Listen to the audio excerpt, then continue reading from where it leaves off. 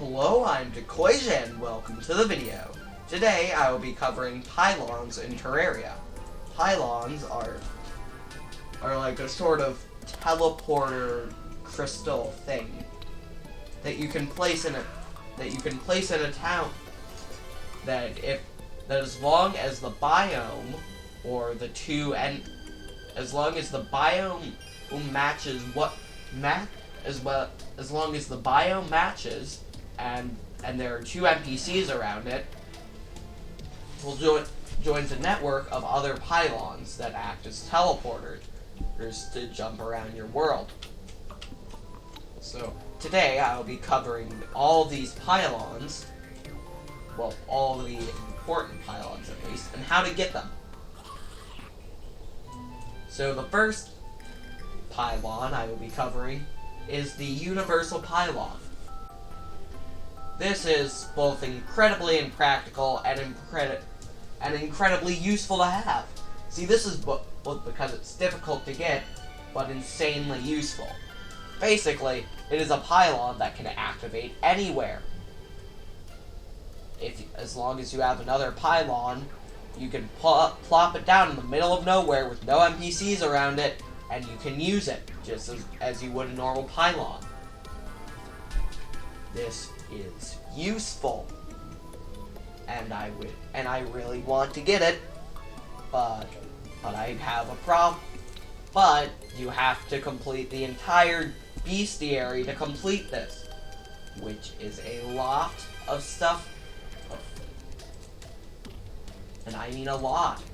Look, there's random things that I just don't have. Oof. See, look.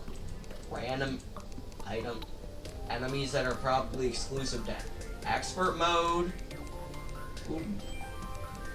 See, because it is extremely difficult to fully complete a bestiary, but to someone willing to do such a momentous task, this item, them will heavily reward you for it. Next up, we have the first pylon most players will obtain, the forest pylon. The forest pylon is good. It allows you to teleport anywhere around it can be placed in a forest biome. It basically just makes it. That means that you can put it in any of the forest biomes in your world. Which, considering that the average world has 3, that is a lot of places to put it. So, this really has no downsides. It's very easy to obtain with you just needing some normal NPCs. It's very practical, and it's the most commonly used pylon, and it's currently the most commonly used pylon. Next, we have the underground pylon, which I don't have, due to me both being lazy and having an elevator. You put this in the underground, so it's almost, you can put this anywhere underground, making it almost as useful as the forest pylon. You can the fact that you can put it underground, you can make it a good pylon to place around the dungeon, since you can just say I could put an underground pylon right there, then make a tunnel through that wall so that I have an instant teleport to my dungeon. But other than that, it's not too useful. The easiest way to obtain it is with a demolitionist and a tavern keep in the same area. The demolitionist will be selling the pylon, but there's not really a good way to get it other than that. Next off, we have of the other best pylon in the game. Yes, actually, the best pylon in the game. Sorry, forest pylon, you've been dethroned. This is because next we have the hollow pylon. See, the hollow pylon is good, very, very good. You can put it anywhere you can put a hollow, which is anywhere. The fact that it is a hollow, the fact that you have to put it in the hollow, it means that it's completely protected from corruption, something that normally destroys pylons. Well, or just makes them useless, but still a waste of 10 gold. And also, there are a lot of NPCs who enjoy staying in the hollow. So that way, so that means that you have a lot of NPCs that like the hollow, and thus will sell you the hollow pylon. You can put it anywhere, just like the universal pylon, and it's basically just free corruption protection. That makes it an amazing pylon. Next, we have a pylon that I normally get with the hollow pylon, the desert pylon. I'm saying pylon a lot. So, basically, you can get both a hollow and desert pylon at the same time with the wizard.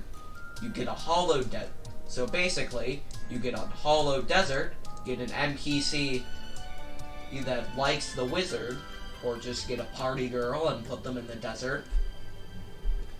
And then you can get both a desert and hollow pylon at the same time. Next, the second to last pylon I'll be covering, a mushroom pylon.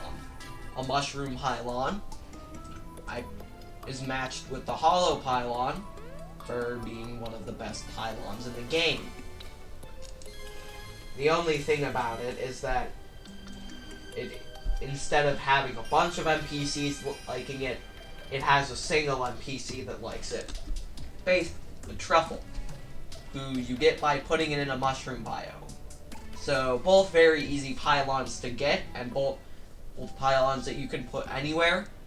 But the mushroom pylon is a bit easier to get without any dedication, since as long as there's nobody else around him, and he's in the mushroom biome, which he is guaranteed to spawn in, he will sell you a mushroom pylon.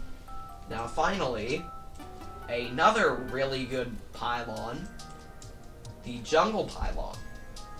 Now see, the jungle pylon, it is very useful. Well, expect around the time that you'd be looking for life fruit and fighting Plantera. So that way, say I died, even I was in the middle of the jungle, instead of flying all the way back there, I can do this. I am automatically in the jungle from my base, just because I had a pylon for it, and I can now travel here. So, yeah. Wait, no, that's not quite up. Oh yeah, there is one more pylon that I do have to cover. The ice pylon. See, the ice pylon is not very good for multiple reasons. The first reason is that it's difficult to get because barely any NPCs is like the ice biome. Second off, who wants to go to the ice biome? And also, who wants to go to the ice biome? It does have one use though. You require having a goblin tinkerer and a mechanic in the same town area to get an ice pylon. So you do get discounts for reforges and wire, two of the most infamously expensive NPC items in the game. But other than that, the frozen pylon is in my opinion, almost useless. So yeah, I guess that's all I have to say for today. If you liked the video, subscribe. If you feel that I missed something, leave your opinion in the comments. And well, this is Decoy signing out.